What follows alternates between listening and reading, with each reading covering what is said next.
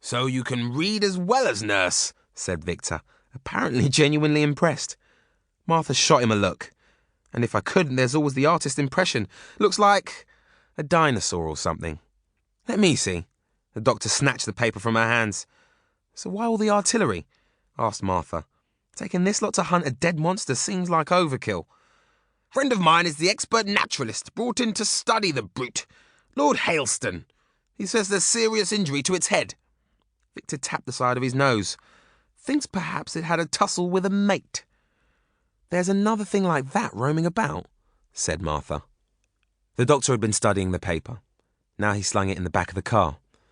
Victor, can you give us a lift? I want to see this dead monster.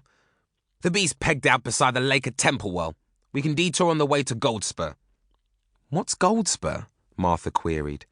Lord Hailston's estate. Base of operations for the hunting party, Victor explained. Just a moment. Where's your luggage?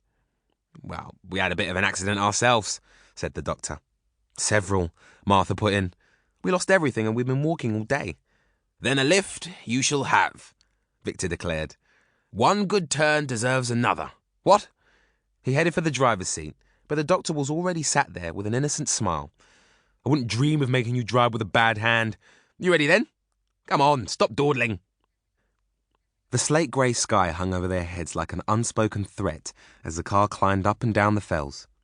There's a whole gang of us staying with old Hailston, Victor yelled. Some have even brought the little ladies along. It's not all a jaunt, mind. I'm here chiefly on business, pressing matter to attend to in Kelmore. Martha recalled what she'd read of the newspaper article. That village the monster attacked. Over 40 dead, including dear old Sir Albert Morton. Victor paused. I'm the old boy's lawyer. The car slowed, the engine growling as the doctor turned onto a steep hillside track. Ah, Templewell, said Victor brightly. Here be monsters, dead ones at any rate. As they turned the corner, the doctor slowed the car further. A policeman was blocking a dirt track leading off from the roadside. You'll have to back up. This road is closed. Good. I'm glad. Can't be too careful, the doctor informed him. Don't want just anyone getting down there to see the monster, eh? Where with Lord Hailston? Victor stood up in the back. Tell him Victor Meredith's arrived with experts from London. The policeman looked doubtfully at Martha. Experts, is it? Tell you what, said the doctor, jumping from the car. We'll tell him ourselves. He pushed past the policeman. This way. You can't go down there, the policeman protested. And you can't come after us, Martha informed him, as she hurried after the doctor. I mean, wouldn't do to leave the road unguarded, would it? The policeman was left gaping as Victor gave him a cheery wave and followed them down the footpath. They moved quickly down the quiet track. Martha caught a glimpse of grey water and a huge, dark shape beyond the high hedgerows. She parted some wet, leafy branches and peered through. Only the upper body was protruding from the muddy swell of the lake, but that alone was as long as a playing field. Men were milling around it, dwarfed by its mass.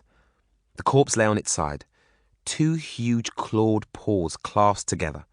Its neck was as long and thick as a battleship, leading to a set of hideous jaws. Above the jaws was little more than a mangled mess of blackened bone. The doctor puffed out a long breath.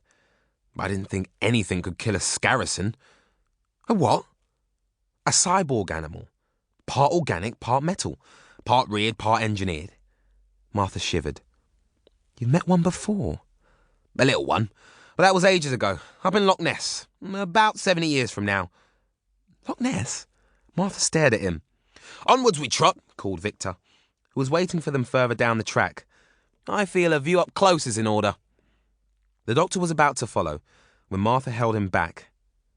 If this scaracin is a cyborg, then who made it?